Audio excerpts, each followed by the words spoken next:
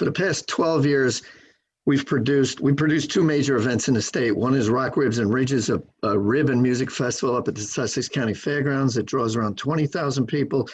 And the second one is the New Jersey Lottery Festival Ballooning, formerly the Quick Check New Jersey Festival Ballooning, which annually, which is in its 28th year that we've produced it, 38 altogether, annually draws up to 175,000 people. It's the largest summertime balloon and music festival in North America. In 2019 alone, we had 918 million positive media impressions for New Jersey, economic impact of well over 50 million, $3 million raised for local nonprofits over the last 27 years that my team has produced the event. We draw people from every state, countries around the world.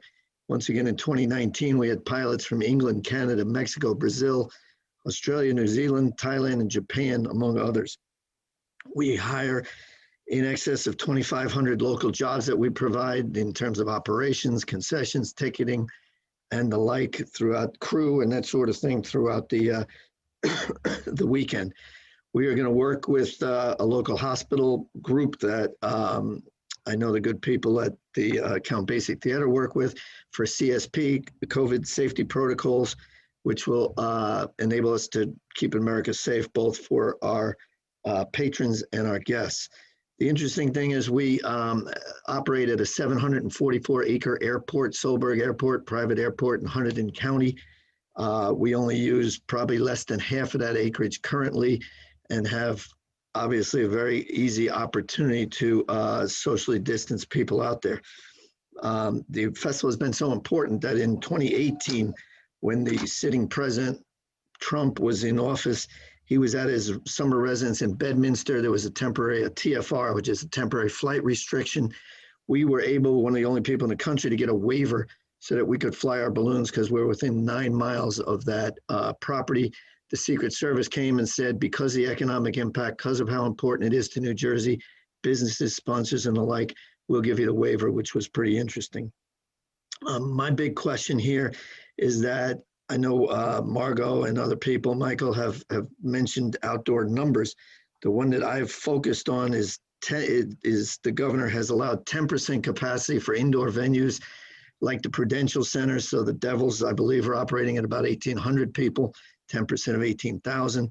MetLife, for example, and outdoor stadiums are allowed 15%. So MetLife has 80,000 capacity.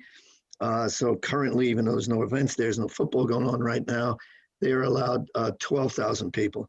My question is, with a 744-acre property and 175,000 people that we've put there before, and we still had plenty of room during the 5 sessions of the festival, who is to say what the capacity of an unlimited outdoor general admission event is when it's far bigger than even a stadium like MetLife? So that's the question we have.